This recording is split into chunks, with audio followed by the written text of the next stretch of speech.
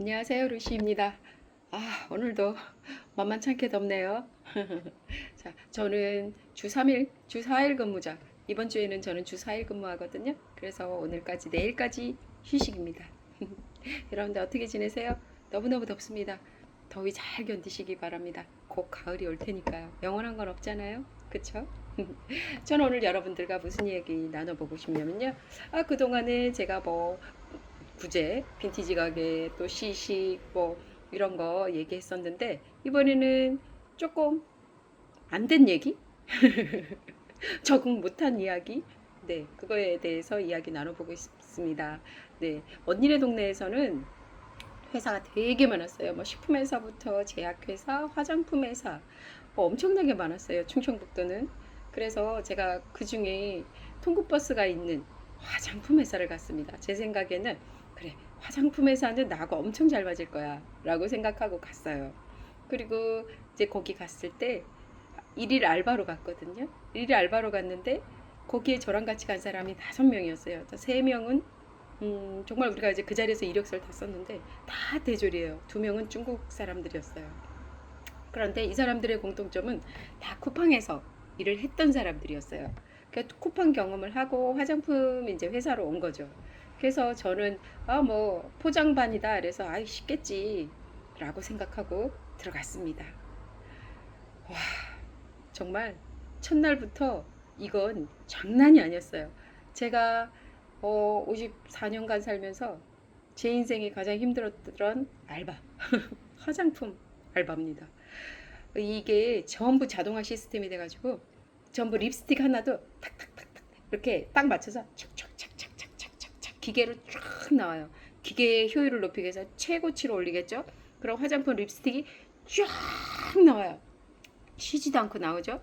그럼 그것을 인간의 손으로 그 자그마한 포장을 전부 포장지를 접는 거예요. 그래서 그걸 집어넣어야 돼요. 포장지 접어서 집어넣고 포장지 집어서 넣고.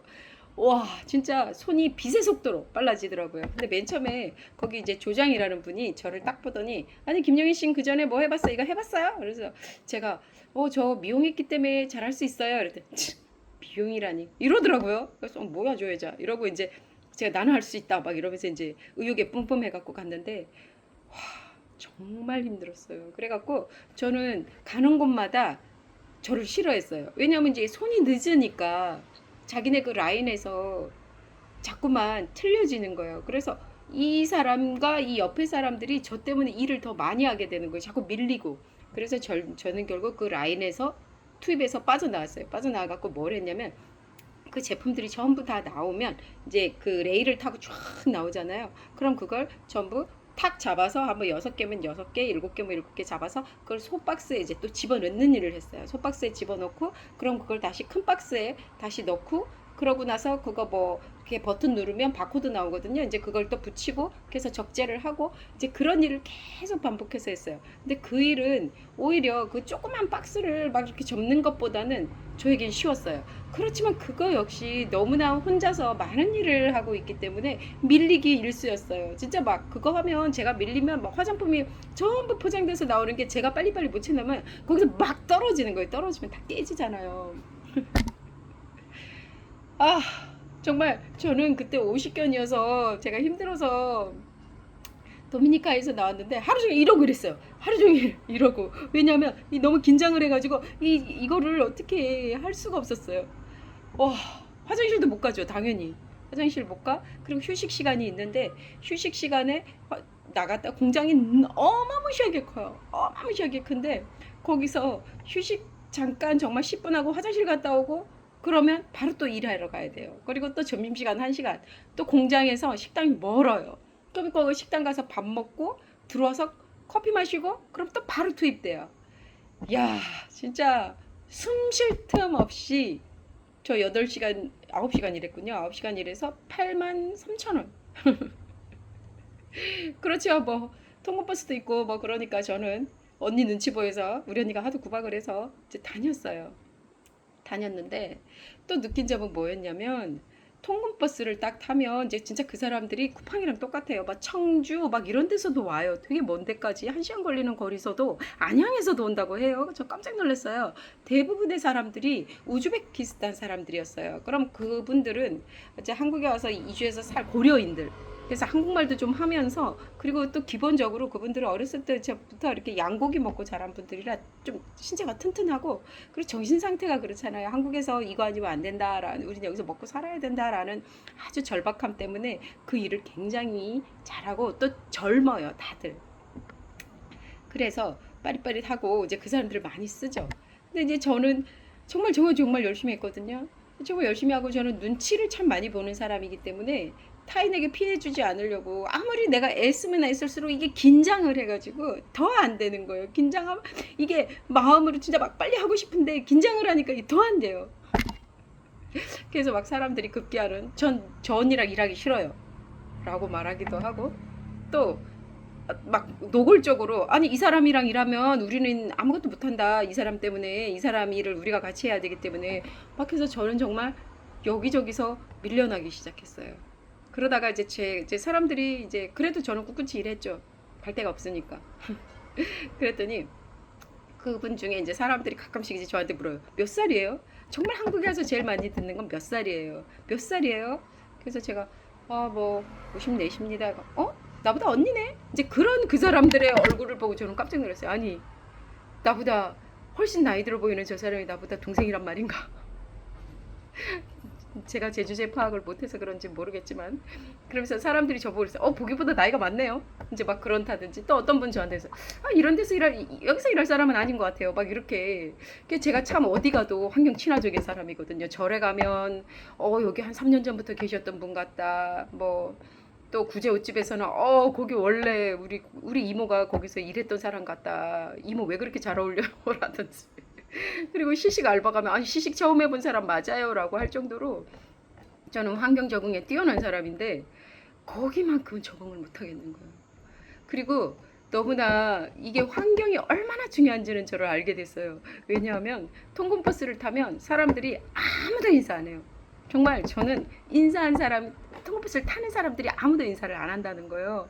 저는 유일하게 저만 인사했어요. 항상 안녕하세요, 뭐 기사님 안녕하세요, 뭐 이제 꼭 인사했어요. 내릴 때 감사합니다. 아무도 인사를 안 해요. 그게 너무 신기했어. 이상하다, 왜 사람들이 인사를 안 하지? 그리고 밥 먹으러 갔다 와도 전부 다 이래서, 나중에 이렇게 보니까 이게 환경 탓이구나. 제가 이 사람들이 기계에 이 최적화된 사람들이다 보니까 사람 자체가 기계가 된 것 같아요. 여유가 없어요. 마음의 여유.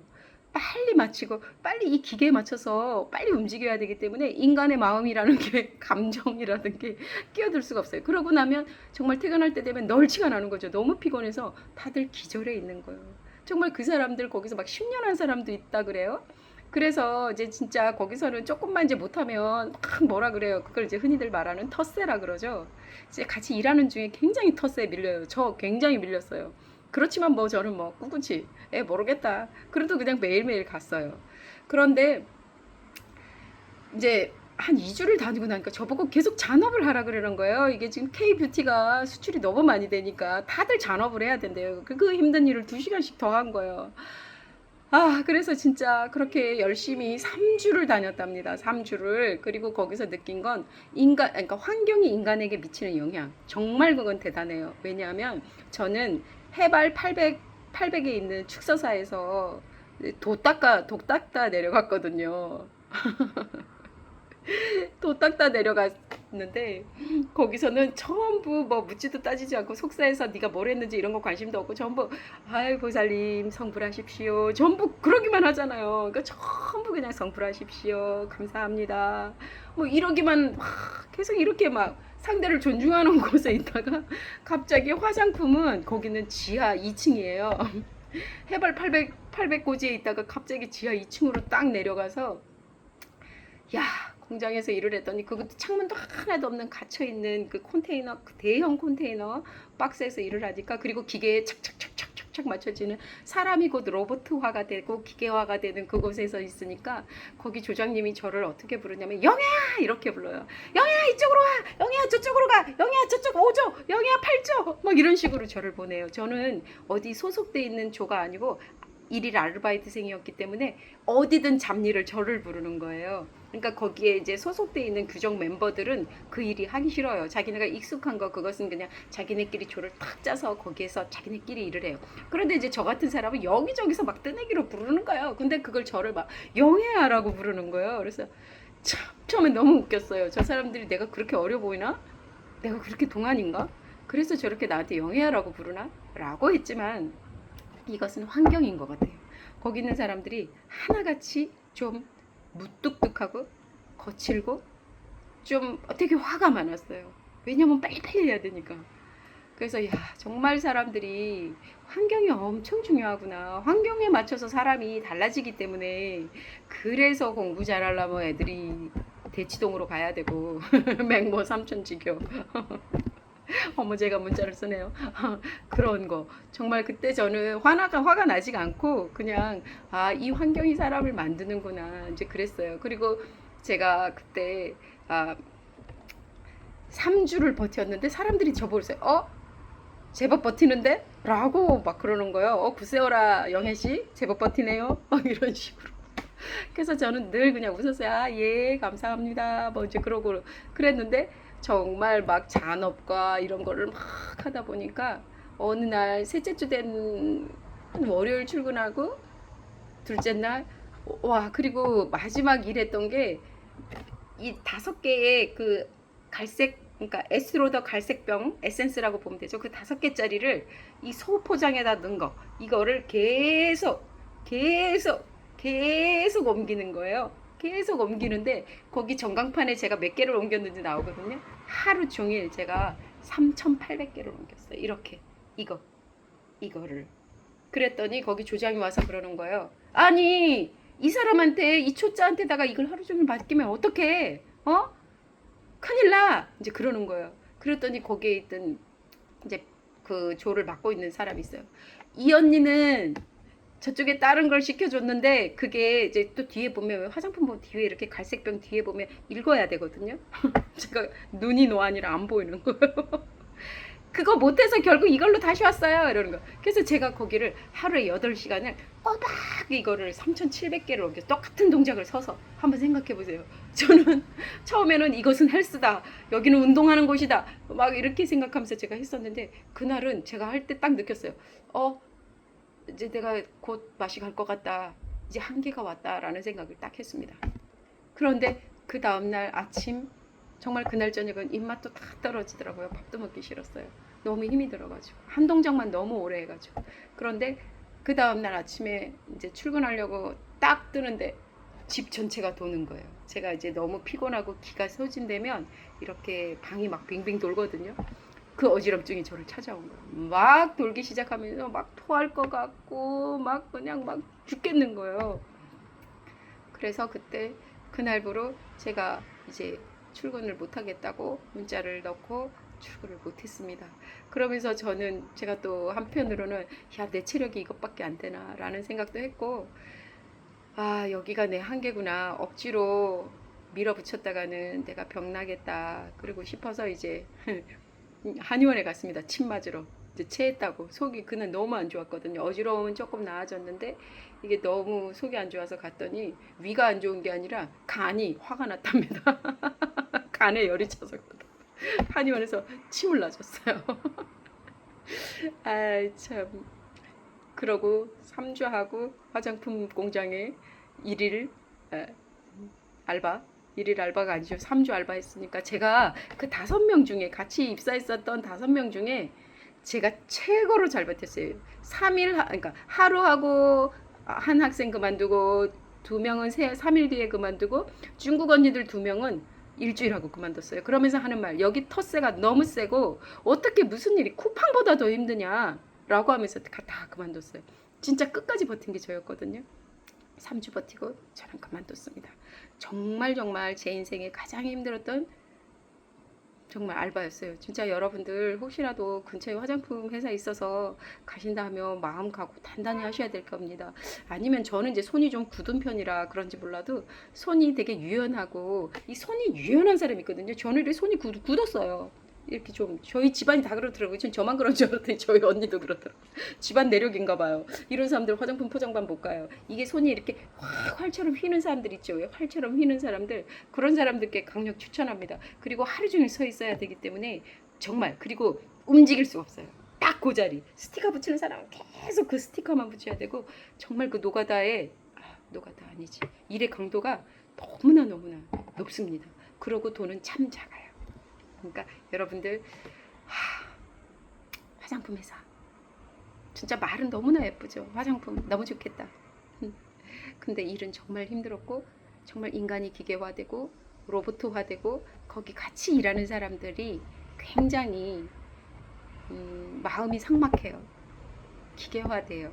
좀 슬픈 것이에요. 아름다움을 창출해내는 화장품을 만들어내는 것이 어떻게 그렇게 되는 것인지 조금 안타깝긴 하지만 저는 이제 거기서 이제 그만두고 나왔지만 거기서 10년 이상 하시는 분들 뭐 그런 분들 정말 경의를 표합니다. 정말 존경합니다.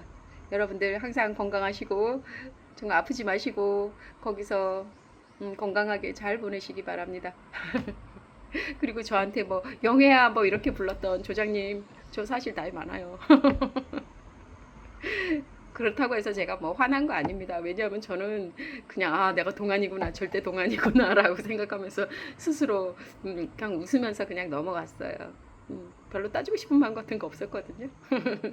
자, 오늘도 여러분들께 제가 제 본업을 떠나서 얼마나 고생을 했는지 자, 알려드렸습니다. 여러분들 오늘도 몸 건강관리 잘 하시고 더위 잘 견디세요. 차오.